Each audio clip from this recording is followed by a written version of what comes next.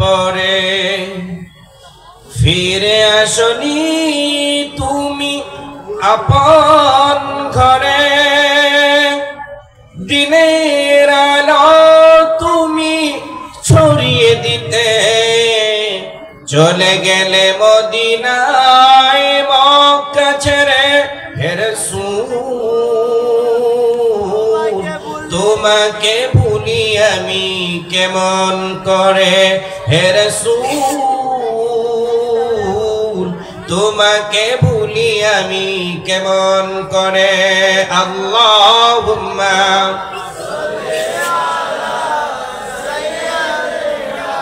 মাওলানা মুহাম্মদ ওয়া আলা আলি সাইয়্যিদিনা বালাগাল উলা বিকামালিহি كشفت الدجى بجماله حسنت جميع خصاله صلوا عليه لا إله إلا الله সবাই লা ইলাহা ইল্লাল্লাহ সুবহানাল্লাহ আলহামদুলিল্লাহ লা ইলাহা ইল্লাল্লাহ সুবহানাল্লাহ আলহামদুলিল্লাহ লা ইলাহা ইল্লাল্লাহ লা ইলাহা ইল্লাল্লাহ মুহাম্মাদুর রাসূলুল্লাহ। বলেন সাল্লাল্লাহু আলাইহি ওয়াসাল্লাম। হামদান কাসীরান طيبا مباركا فيه يا ربي كما ينبغي لجلال وجهك وعظيم سلطانك। শুকরিয়া আদায় করলাম কার? খুশি হবেন কে? বেজার হবে কে? আমরা খুশি করতে চাই কাকে? সেজন্য আবারও পড়ছি আলহামদুলিল্লাহ। বন্ধুগণ, আমরা দুরূদ ও সালাম পড়েছি। আল্লাহ তাআলা আমাদের প্রিয় নবী, প্রিয় নেতা রাহমাতুল লিল আলামিন রওজা মুবারকে পৌঁছিয়ে দিন। সকলে জোরে বলেন আমিন। বন্ধুগণ, যেহেতু সময় আমাকে বেঁধে দেওয়া হয়েছে, আমি তার ভিতরেই আমার আলোচনা টেনে নিয়ে যেতে চাই। সেজন্য আমি চিতার মতো দৌড়িয়ে কিছু কথা বলবো, আপনারা বুঝে নিতে পারবেন? পারবেন ইনশাআল্লাহ। প্রিয় ভাইয়েরা, আলোচনার শুরুতে আপনাদেরকে জানাতে চাই, এখানে কোনো দলীয় রাজনৈতিক আলোচনা হবে না, কোনো দলের পক্ষে না, বিপক্ষে না, সরাসরি কথা হবে আল্লাহর কোরআন থেকে। যে কোরআনুল কারীম থেকে কথা হবে, এই কোরআনুল কারীমের সাথে আপনাদের কারো শত্রুতা আছে? যারা জবাব দিতে পারলেন না তাদের কি দুশমনি আছে নাকি? তাহলে এই কোরআন থেকে কথা বললে সমস্যা হওয়ার কথাও না। কথা বলেন ঠিক কিনা? আমার প্রিয় বন্ধুগণ, আমার প্রিয় ভাইয়েরা, আল্লাহর কোরআনের কথা, বিশ্বনবী রাহমাতুল লিল আলামিনের কথা শুনতে হলে নির্ধারিত একটা নিয়ম আছে না নাই? কথাটা ব্যক্তি রুহুল আমিন নাইমের নয়, আল্লাহর কোরআন জানায়া দেয়, ওয়া ইযা কুরিআল কুরআনু ফাসতামিউ লাহু ওয়া আনসিতু লাআল্লাকুম তুরহামুন।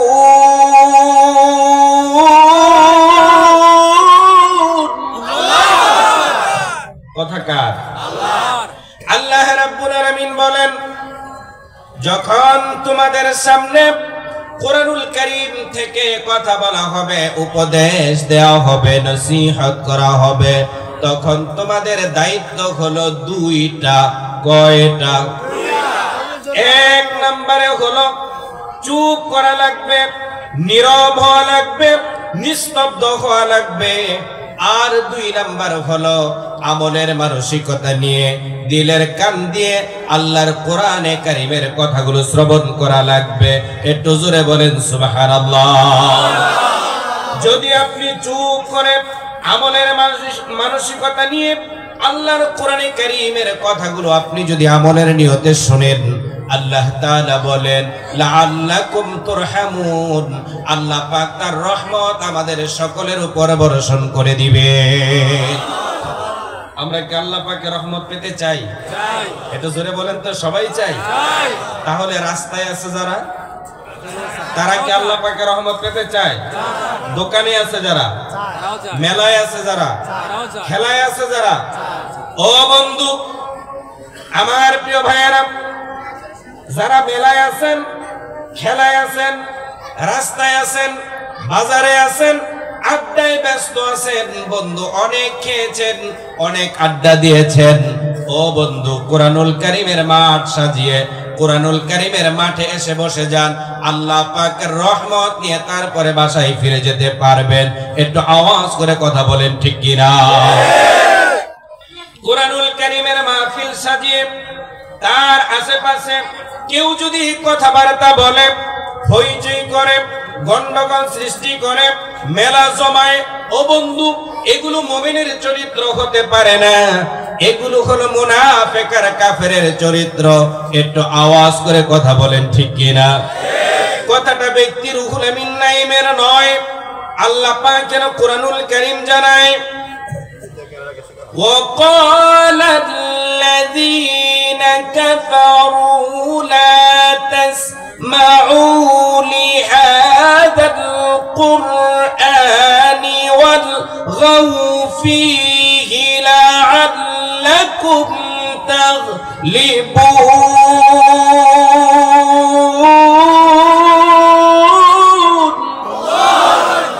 কথাকা আল্লাহ রাব্বুল আলামিন বলেন, কাফেররা বলল তোমরা কোরআন শুনতে যাবে না, কোরআনুল কারীম তো শুনবেই না।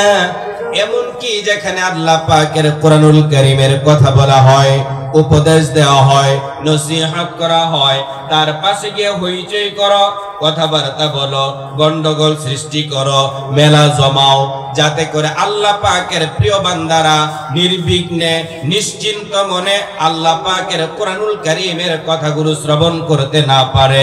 একটু আওয়াজ করে কথা বলেন ঠিক কিনা?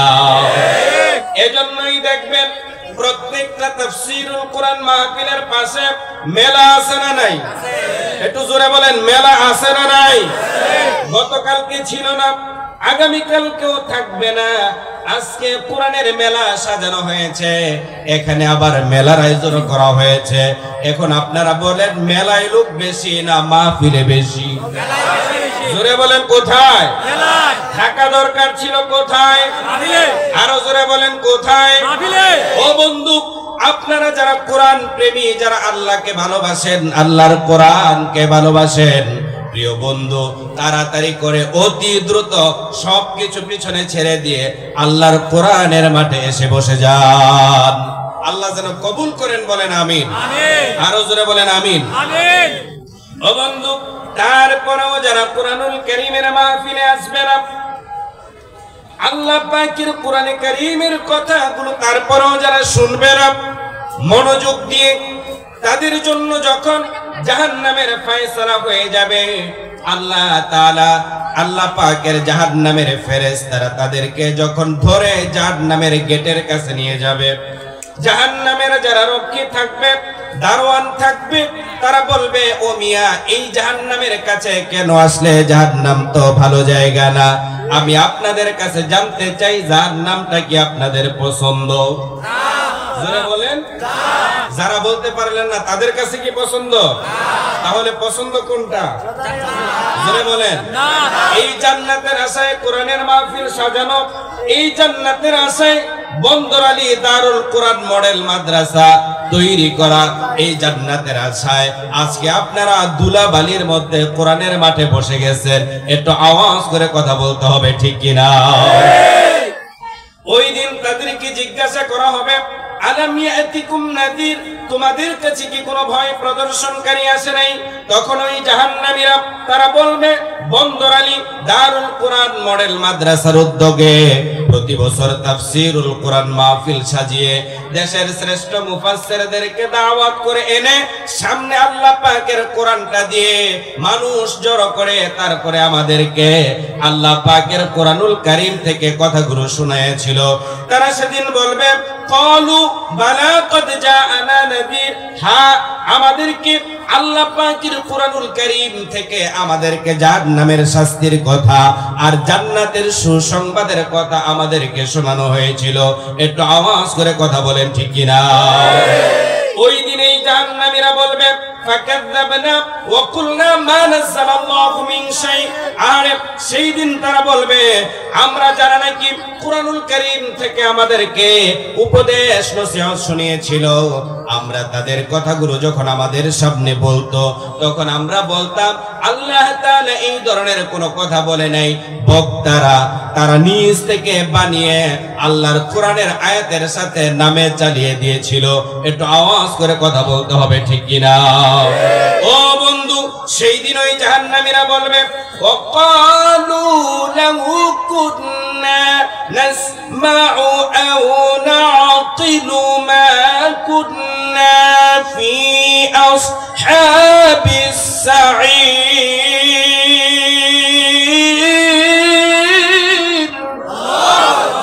সেই দিন এই জাহান্নামীরা বলবে, আরে আমরা যদি বন্দর আলী দারুল কোরআন মডেল মাদ্রাসার উদ্যোগে আয়োজিত তাফসীরুল কোরআন মাহফিলে বসে আল্লাহ পাকের কোরআনুল কারীমের নসিহতগুলো যদি আমলের মানসিকতা নিয়ে শুনতাম আর কোরআনে কারীম দিয়ে আমার ব্যক্তি, আমার পরিবার, আমার সমাজ, আমার রাষ্ট্র, আমার রাজনীতি, আমার অর্থনীতি, আমার আইন আদালত, আমার কোর্ট কাচারি, ব্যবসা বাণিজ্য, চাকরি বাকরি, জীবনের প্রত্যেকটা পড়তে মুড়ে মুড়ে যদি আমরা আল্লাহ পাকের কোরআনুল কারীমকে মেনে নিতে পারতাম, তাহলে আজকে আমাদেরকে এই জাহান্নামের কঠিন আযাবের সম্মুখীন হওয়া লাগতো না। একটু আওয়াজ করে কথা বলতে হবে ঠিক কিনা? প্রিয় বন্ধুগণ, আমার প্রিয় ভাইয়েরা, আমার চোখ দুটো যখন বন্ধ হয়ে যাবে, নাক দিয়ে যখন আর শ্বাস বের হবে না, আফসোস করে কোনো কাজে লাগবে না। একটু আওয়াজ করে কথা বলেন ঠিক কিনা? এজন্যই কোরআনুল কারীমের মাহফিলে বসে আমাদেরকে আল্লাহ পাকের কোরআন শোনা লাগবে। কথা বলেন ঠিক কিনা? ও বন্ধু, এখন আপনারা হয়তো অনেকে বলবেন, ও রুহুল আমিন নাঈম, আপনি তো প্রথমবারের মতো আমাদের এই মাঠের মধ্যে কোরআনের তাফসীর মাঠে এসেছেন, আপনি তো আমাদের ব্যাপারে জানেন না। আমাদের অনেক সম্পদ আছে, আমাদের অনেক ক্ষমতা আছে। সম্পদ আর ক্ষমতা এই দুইটাকে একসাথে মিলায়া কত কিছু এই পর্যন্ত করলাম, পার পেয়ে গেলাম। কেউ আমাদের দিকে আঙ্গুল তুলে কথা বলতে পারে নাই, চোখ তুলে তাকাতে পারে নাই। ও বন্ধু, আপনার কত সম্পদ আছে আর কত ক্ষমতা আছে আমার জানা দরকার নাই, জানতে চাইও না। প্রিয় বন্ধু, আপনি জেনে রাখুন, এই পৃথিবীর মধ্যে সবচেয়ে বেশি সম্পদ ছিল যার, কারোর নাম হলো তার। একটু জোরে বলেন তো নামটা কি? আরো জোরে বলেন। কারণের এত সম্পদ ছিল, তার সিন্ধুক, আলমিরা, গুডাউন এর চাবি বহন করার জন্য একটা দুইটা না 13টা উট লাগছিল। আমরা এখানে যারা আছি আমাদের কয়টা উট লাগে চাবি বহন করার জন্য? কয়টা লাগে? ওই যে একজনের কথা আছে, আমার চাবিই নাই, চাবিই নাই। কথা বলেন, অনেকের তো চাবিই নেই, আবার উট লাগবে কোন জায়গায়? সবার মিললে কি একটা ছাগল লাগবে? ছাগল চিনেন? বকরি, বকরি লাগবে? লাগবে না। তাহলে প্রিয় বন্ধু, আল্লাহ তাআলা সে কথা নেই বলেন, মা আগনা আন্নি মালিয়া। আল্লাহ তাআলা বলেন, আপনার সম্পদ কোনো কাজে লাগবে না যদি আপনি আল্লাহর জমিনে আল্লাহর দ্বীন কায়েমের আন্দোলনে সংগ্রামে যদি আপনার সম্পদ খরচ করতে না পারেন। একটু আওয়াজ করে কথা বলেন ঠিক কিনা? আল্লাহ তাআলা তারপরে বলেন, হালাকা আন্নি সুলতানিয়া। তারপরে আল্লাহ তাআলা বলেন, শুধু সম্পদ নয়, আপনার ক্ষমতাও কোনো কাজে লাগবে না।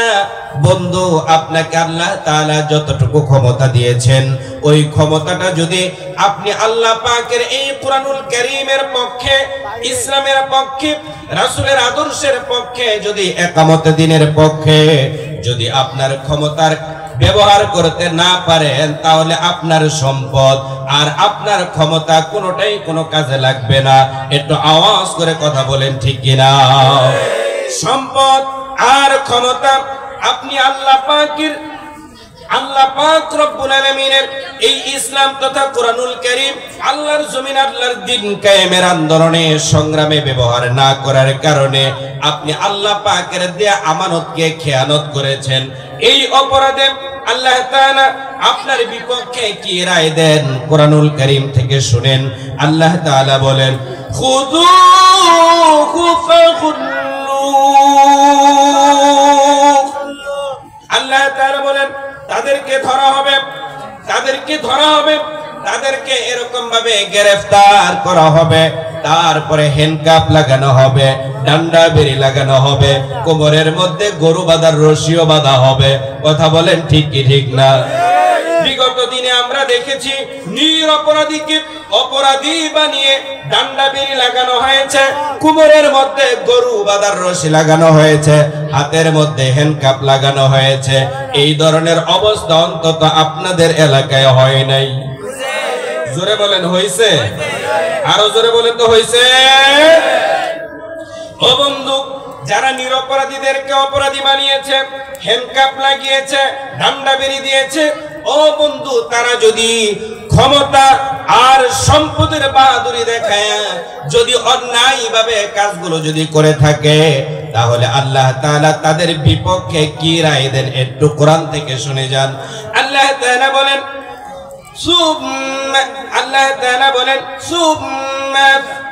সুম্মাল জাহিম সাল্লু। আল্লাহ তাআলা বলেন, যারা অন্যায়ভাবে এই কাজগুলো করেছিল, আল্লাহ তাআলা তাদেরকে ধরবেন, হ্যান্ডকাপ লাগাবেন, ডান্ডা বেরি লাগাবেন, তারপরে তাদেরকে আল্লাহ তাআলা জেলখানার মধ্যে বন্দী করবেন। আল্লাহ পাকের জেলখানার নামটা কি? একটু জোরে বলেন, কি নাম? আল্লাহ তাআলা ওই জেলখানার মধ্যে যাদেরকে ভরবেন, কিভাবে তাদেরকে ধরবেন আর কিভাবে বাঁধবেন, সেই কথা আল্লাহর কোরআনে আছে না নাই? আল্লাহ তাআলা সে কথাও বলে দিলেন, সুম্মা ফি সিলসিলাতিন যারউহা সাবউনা যিরাআন ফাসলুকু। আল্লাহ তাআলা বলেন, 70 গজ শিকল দিয়া পেঁচায়া মোড়ায়া, পিঠ মোড়া বান্ধিয়া তারপরে তাদেরকে জেলখানায় ভরা হবে। একটু আওয়াজ করে কথা বলতে হবে, ঠিক কিনা? কেন ভরা হবে সে কথা আল্লাহ তাআলা বলেন, ইন্নাহু কানা লা ইউমিনু বিল্লাহিল আযীম।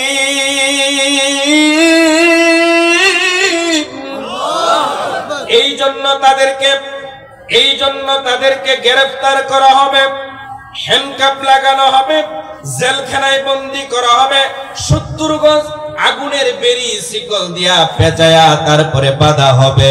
কারণ হলো তারা আল্লাহ পাক রব্বুল আলামিনের এই কোরআনের বিধানের উপর তারা বিশ্বাস করতে পারে নাই।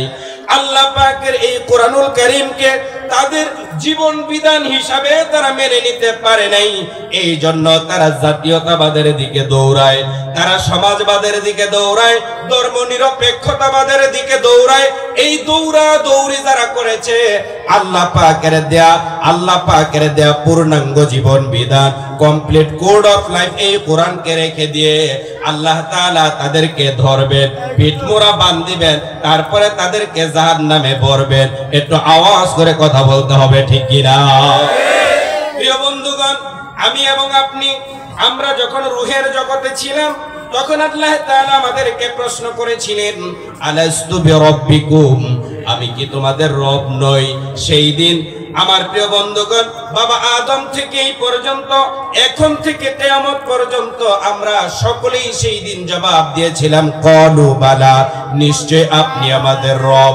এই জবাব সেখানে আমরা রূহের জগতে দেওয়ার পরে, এই দুনিয়ার মধ্যে আসার পরে কিছু লোক নিজেই দাবি করে বসেছিল আনা রব্বুকুমুল আলা, আমি হলাম সবচাইতে বড় খোদা। নামটা কি? একটু জোরে বলতে হবে, আরো জোরে বলেন। আমার প্রিয় বন্ধুগণ, ওই ফেরাউন কি এই জমিনে আছে? আবু জাহেল আছে, নমরুদ আছে, তাদের উত্তরসূরি আছে না নাই? এই নামের কোন লোক আছে? আমার প্রিয় বন্ধুগণ, তাদের উত্তরসূরি এই জমিনের মধ্যে আছে, এটাই বাস্তব সত্য কথা। কথা বলেন ঠিক কিনা? কিন্তু নাম অন্যটা ধারণ করেছে, কিন্তু রক্ত তাদেরটাই বহন করছে। একটু জোরে আওয়াজ করে কথা বলতে হবে, ঠিক কিনা?